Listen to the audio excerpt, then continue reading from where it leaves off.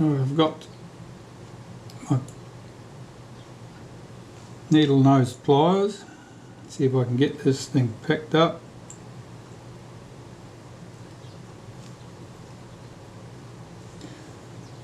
Hook that over the post, stretch it out and get the end of it hooked into that hole in the arm.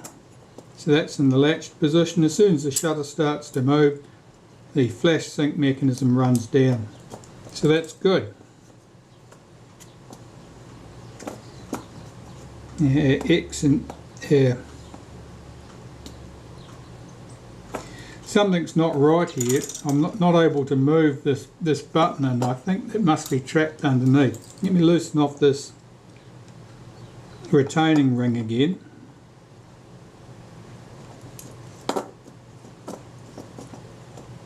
Oh, now it works. Okay. Okay, so the lever was trapped underneath there. Let's tighten this back up. Fortunately, I'd only lightly tightened that up. I hadn't done much with it. I was making sure that this lever would actually move.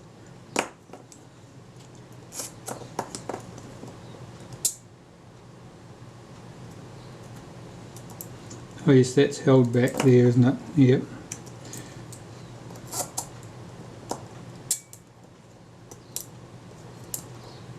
Checking that everything here moves smoothly and freely, and it certainly appears to.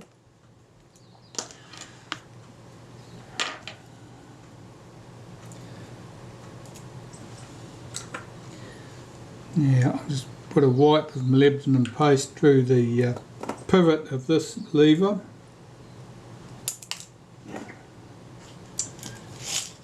This has a spring sticking out from it which tensions it. You've got to wriggle it into place over its post so that spring sits back there against the case, inside of the case. That's sprung loaded. The moving flash contact sits on top of that lever.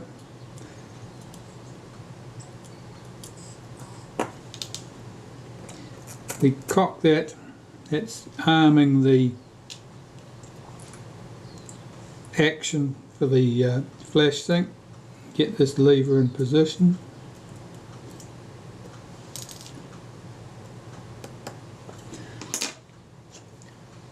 Here's a plain screw at this end of the action.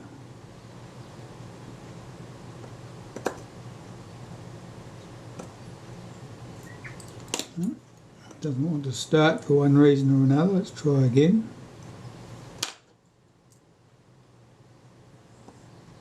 That's better. A return spring and a shoulder screw at this end.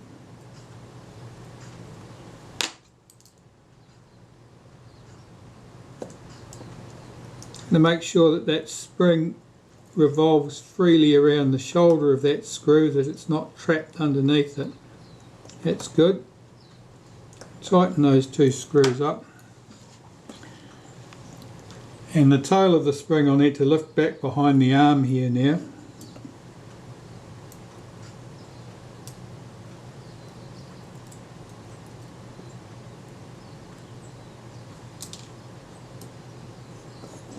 That arm will latch the main cam in the cocked position. When we lift this, it allows the main cam to run down. Now our shutter release lever runs through this point here.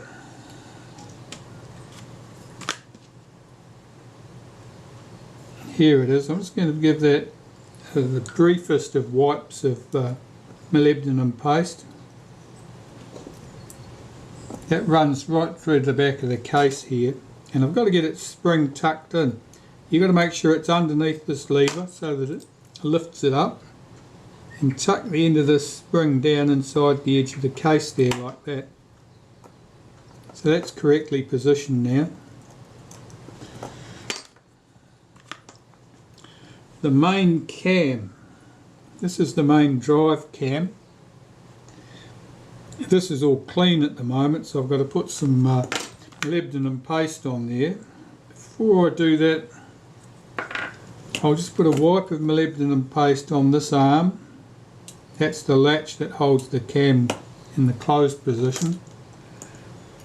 And the cam, there are various surfaces here I want to get lubricated. This big curved surface here, I want that lubricated because that is where it runs against the retard gear train. And there are 2 points, let's get this back again.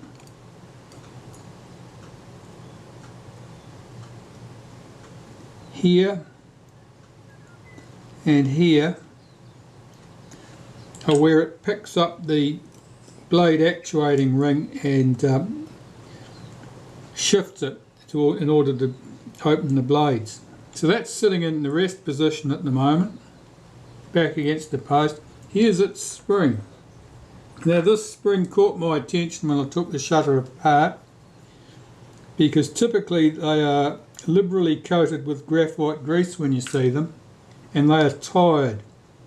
This one's in very good condition, and it didn't appear to have any lubricant on it at all. So I've just lubricated that lightly with a bit of molybdenum paste, getting that seated in position and get the spring hooked round into its post there. So the shutter at the moment, we should be able to cock this and arm the shutter.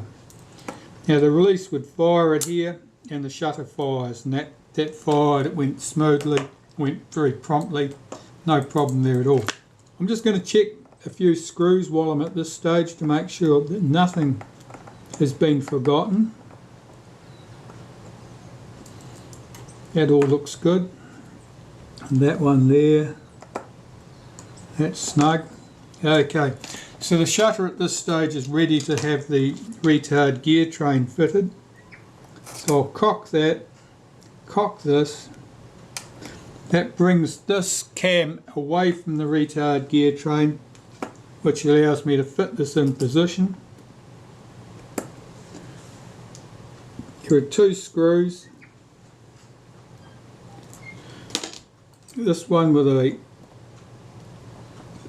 large raised head on it at this end, and a much smaller screw here which holds down the retard gear train at this end, and it goes through an oversized hole in the plate, allows you to make some adjustments for speed. Well, let's see if the thing actually runs down if we fire it. Alright, that went well enough. I'd say that was probably just on the borderline of fast. That's okay, it's a good place to start. We make our adjustments by loosening this screw and swinging the retard gear train in for greater engagement with the cam, which slows the shutter down, or outwards for lesser engagement with the cam, which would speed the shutter up. But where it sits at the moment is a good place to start. You have to make sure this little black lever here is loose and pulled back out of the way. There's a tab on the blade actuating ring down here which pushes this back out of the way. When you're putting this in place, you need to make sure this is behind that tab, not on top of that tab. Otherwise, nothing will work nicely or at all. The self-timer or delay action can go in.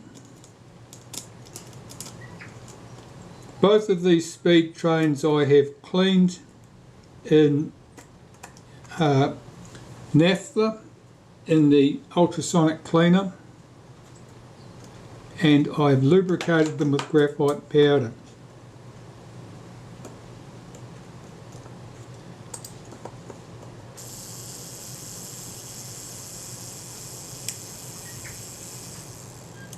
It seems to run down smoothly enough.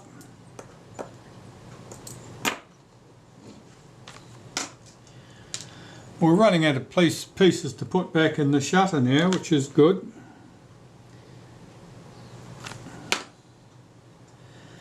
What else have we got here? This is the piece that cocks the shutter. This pinion The shaft on the back of it couples to the cocking action of the camera. This pinion on the top couples to the rack, the curved rack inside the shutter that controls the action. So I'm just putting a wipe of molybdenum paste on there, not much.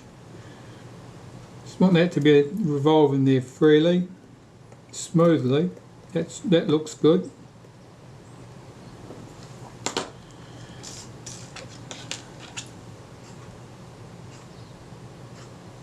This piece here, we need that to revolve smoothly around the lens tube,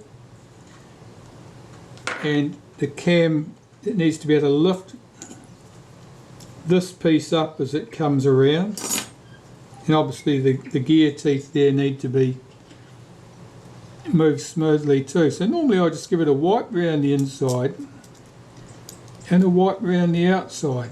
I don't usually put an awful lot on there, and it doesn't need it. This has to sit in here. The end of the spring goes over that post.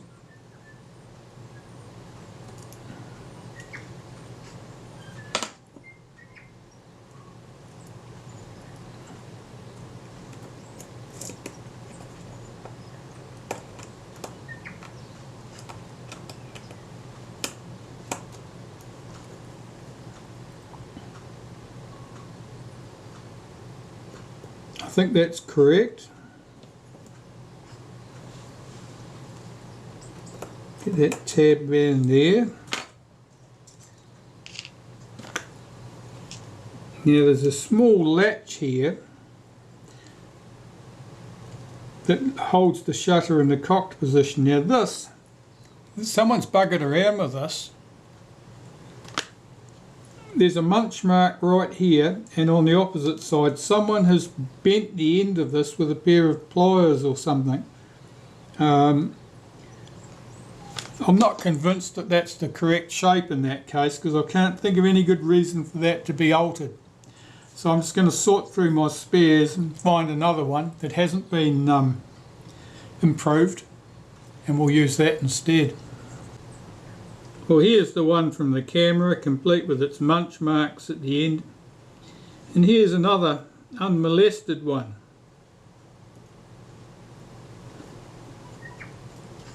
Now I'm not sure how much difference there is between the two. What I suspect happened is that someone who didn't know what they were about looked at this part, decided that the end was bent because it's not in a straight line, and straightened it up. They may have had second thoughts about that. I'm just looking to see what shape they ended up with. No, that's certainly been straightened up somewhat from where it should have been. So we won't use the part that came with this camera, we'll use this one from my spares instead.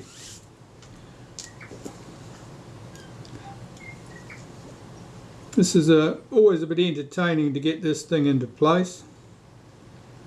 It sits in here, but the spring has to go behind that post.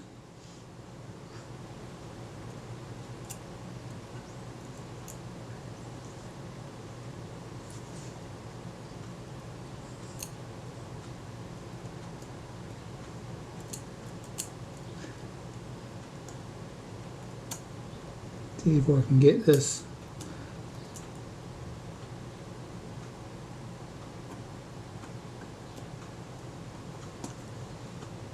Swung into place, that's it. That looks fine. Okay, well, with the speed settings cam plate on the front of the shutter, it should work. So I'll just run some molybdenum paste around the centre of this so that it revolves smoothly around the lens tube, around these surfaces where it contacts the retard gear train, around these surfaces where it controls the B lever and various other things. Let's get this in position. That's just sitting there, that's all seated, and the retaining ring can go on the front. That clips into position. That shutter should in theory, work at this point. If I can find the tool I have for cocking the shutter, we'll be in business. Well, here's the tool. I'll just set this to what should be 1/8 of a second. The shutter's cocked here.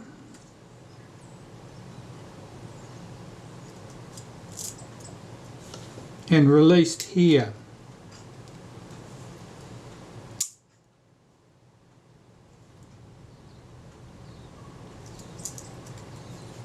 Let's try that right round there.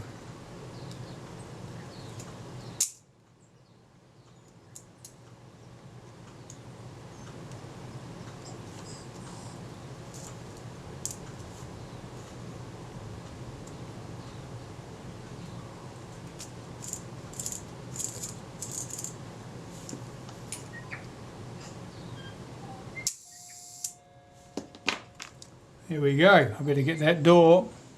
Nobody at the door. That was just one of those electronic doorbell annoyances. Let's try this again. Let's try it on the self timer. Set that.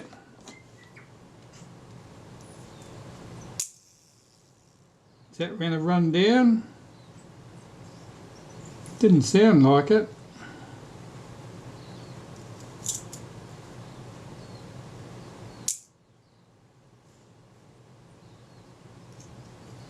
More some mystery here. Something's not behaving.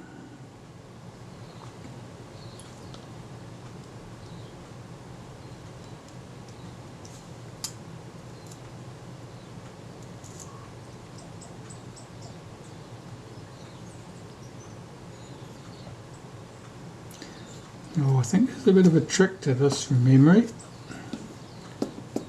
See if I can control this with enough fingers.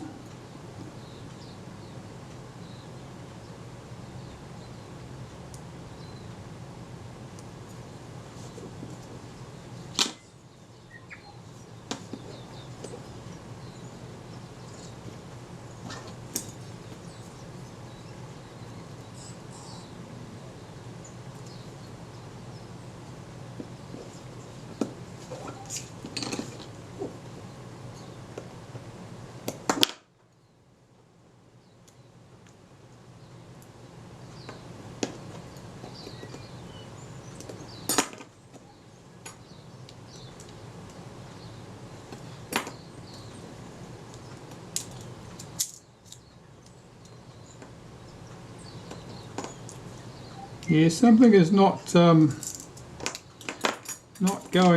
running down. I think that self timer failed to run down. I'll have to delve into that. Something has gone awry.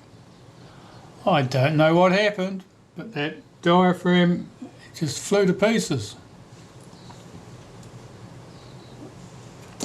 Very unusual. Well, I'll have to deconstruct it and get everything back where it should be. Well, I stripped and reassembled that shutter. It took me about 15 minutes. It cocked correctly, and when I fired it, you can see one of the diaphragm blades has come adrift again. So something that I didn't see is causing a problem there. Now we know that one of the blades had a little bit of damage to it. I didn't believe that would be significant.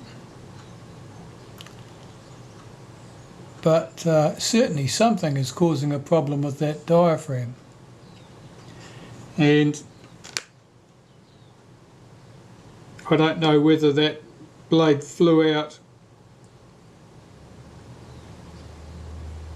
when the diaphragm had been pushed fully open, or whether that blade came adrift when the diaphragm closed down. I saw it close down once. It looked correct. But there's still more work to be done here. I've got to find out why that diaphragm does not want to stay together. Well, after another rebuild, I have a shutter that works correctly. that diaphragm blade that was slightly damaged and I thought that would cause me no problems appeared to cause me problems. So I've swapped it out and now everything appears to be good. So I can carry on with the rebuild. But the next thing I really need to do is clean up the other half of the focus mount that goes on the back of the shutter. Here it is. It's a bit grimy. I can see yet another film chip here. I've had a few film chips have fallen out of this camera. They're just tiny little chips of film, but they can actually cripple a camera quite effectively. But regardless of that, I need to strip this apart and clean it. So I've got 3 screws there that hold this together. They appear to be quite tight. I might need some leaning on with a bigger screwdriver.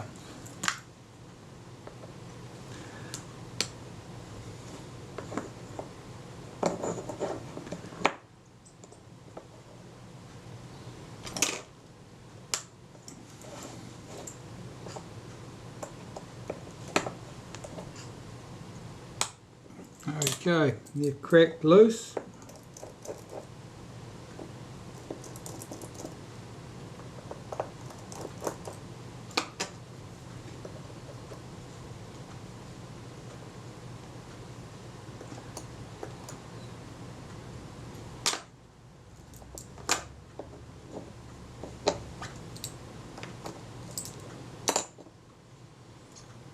Okay, so here we have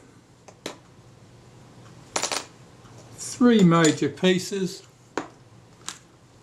and 1 smaller piece, this little piece here. And the grease here is very old and sticky. I don't think that's been looked at in the last 60 years. You can see the colour of it. I need to get all of that off there. It's got no business being there.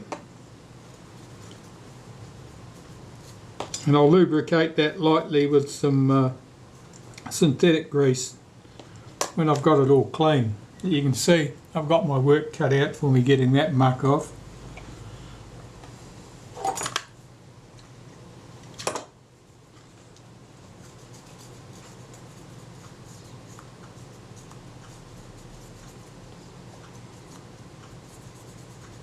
Because these pieces are pretty flat, there's probably no point in putting them through the ultrasonic cleaner with solvent. I can do a pretty thorough job just by hand.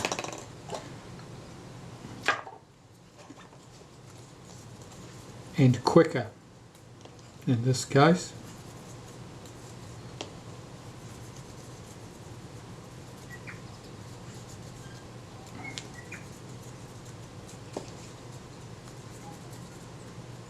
This post at the back locates that whole shutter assembly on the camera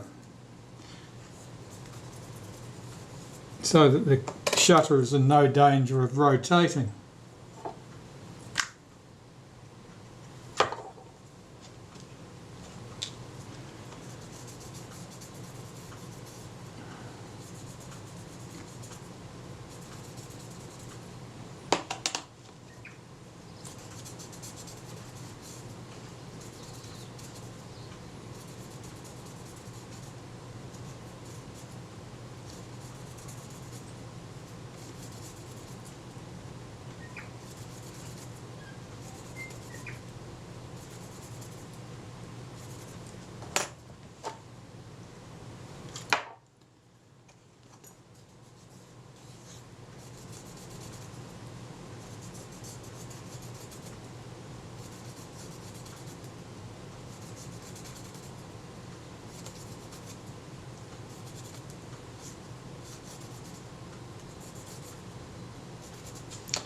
Well, I'll carry on and get these pieces clean and then put them back together. Alright, well, with a bit of synthetic grease, let's start this process. I'll just run some around here. It's that bright brass area I really need to cover. We don't need much, probably not as much as that. That's our release. It sits there like that. Let's just prop this up on something while I'm working on it. That'll lay nicely. Now the back piece, I'll just want a little bit of grease around the outside edge of that. This has a little recess here which runs around that release. And put a smear in there for good measure, but just this outside edge is really what's going to be, needs a bit of lubrication, and not much. That's plenty. And that goes on there like that. Let's hold all that together, flip it over, and get the 3 screws in to hold it all together.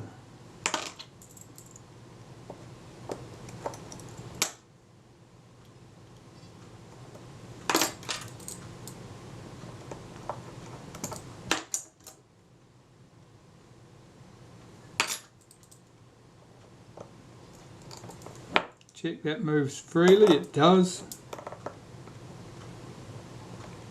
Snip those 3 screws up.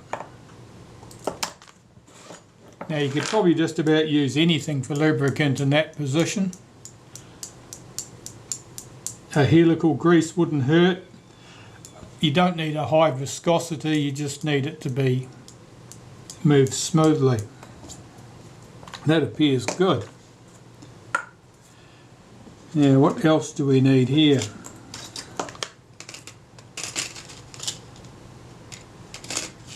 That component, that actually cocks the shutter, and it's very greasy at the moment, so I'll probably need to clean that up.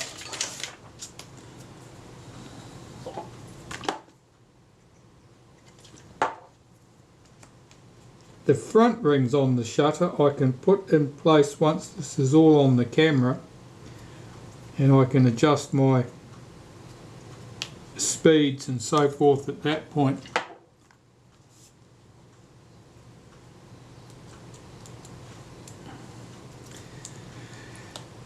That should just drop in there. I'll put a smear of molybdenum, I think, around that.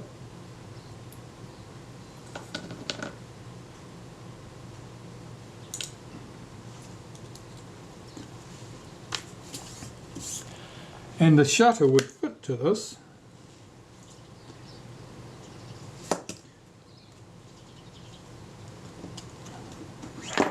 Our flash contact here needs to be folded down a bit better than that. That'll probably push down in practice as soon as it's connected. Let's see if we can get this on here. I think I can screw my rear lens element in, lens group in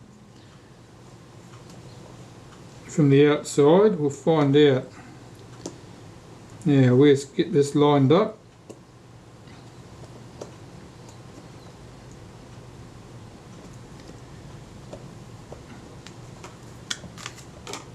This one cocks the shutter.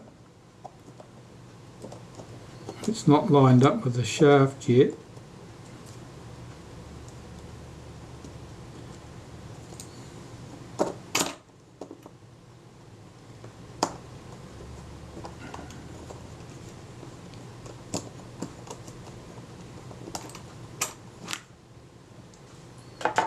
And this other one would release the shutter.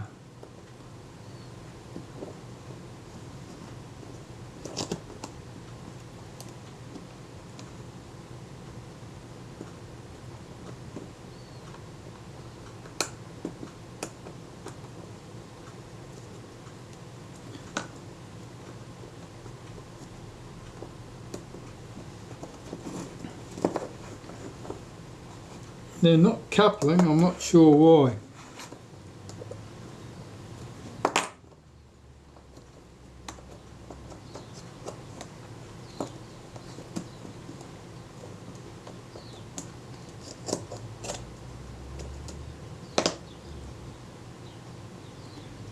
Now that's off to one side, that's part of the problem.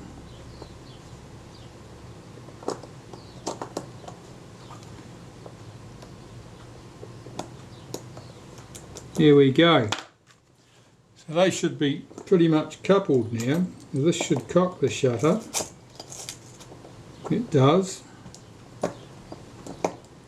The other should release it.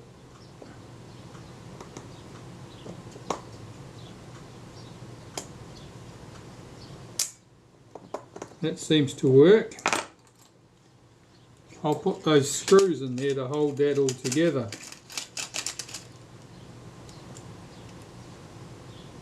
We should have 4.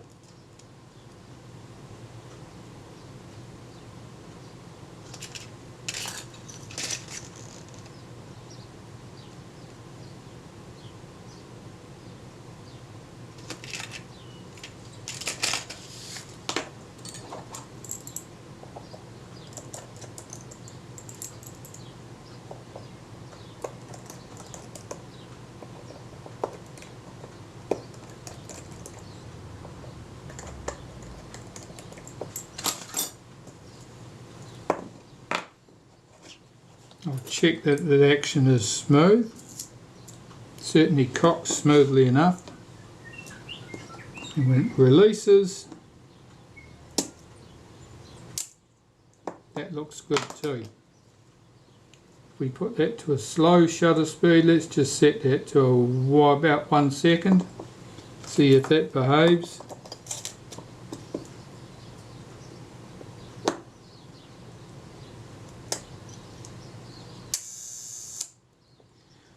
It sounds pretty positive to me. What about the self-timer? Let's see if that'll behave. Cock that. Set the self-timer.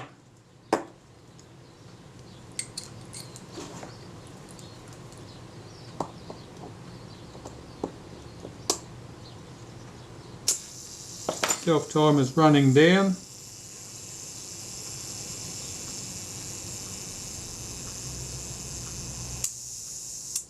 And it fires. That all looks very promising to me. I'll check the state of those 3 screws. Assuming they're all good, there's probably no reason that can't go onto the front of the camera now.